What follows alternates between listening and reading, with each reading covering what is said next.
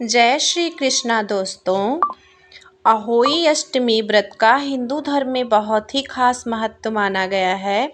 इस व्रत को करने से संतान का जीवन खुशहाल होता है और उसकी उम्र भी लंबी होती है।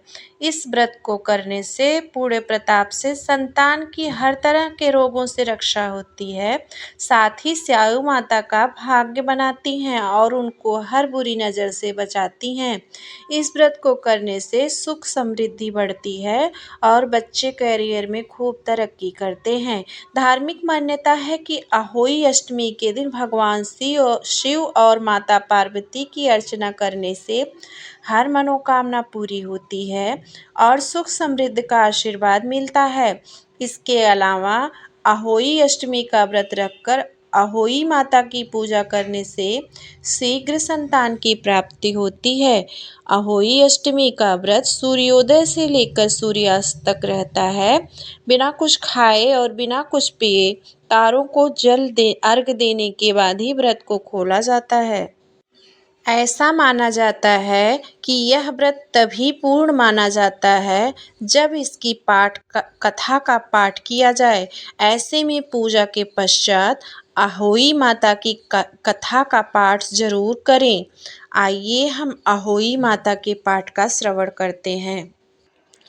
कथा के अनुसार एक नगर में एक साहूकार रहता था जिसके 7 बेटे और 7 बहुएं थीं और एक बेटी थी जिसका विवाह हो चुका था। दिवाली के दिन वह मायके आई थी।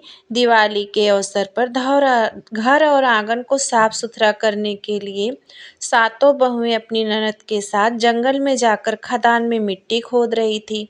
जंगल में साहूकार की बेटी जिस जगह पर मिट्टी खोद रही थी वहां पर स्याहू यानी शाही अपने बेटों के साथ रहती थी।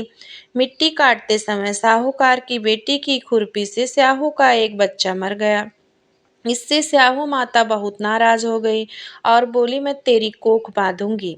उसकी बात सुनकर साहूकार की बेटी डर जाती है और अपनी सभी भाभियों से एक एक करके कहती है कि वे उसके बदले अपनी कोख बंधवा ले। लेकिन सभी भाभियों ने अपनी कोख बंधवाने से इनकार कर देती है।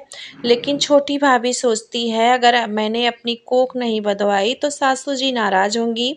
यह सोचकर ननद के बदले में छोटी भाभी ने अपना कोख बंधवा लेती है।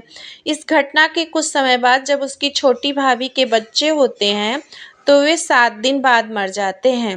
ऐसा करके उसके 7 संतानों की मृत्यु हो जाती है। तब उसने एक पंडित को पूरी बात बताई और उससे उपाय पूछती है। तब पंडित जी कहते हैं, तुम सुरही गाय की सेवा करो। सुरही गाय स्याहू माता की भायली है। वह तेरी कोख खुलवा देगी, तब तेरा बच्चा जिएगा। वह बहुत जल्दी उठकर चुपचाप सुरही गाय के नीचे साफ सफाई कराती है। सुरही गाय ने सोचा, रोज सुबह कौन मेरी सेवा कर रहा है, आज देखती हूँ। गौ माता खूब सवेरे उठकर देखती है कि साहूकार के बेटे की बहू उसके नीचे साफ सफाई कर रही है। गौ माता उससे कहती है कि क्या मांगती है।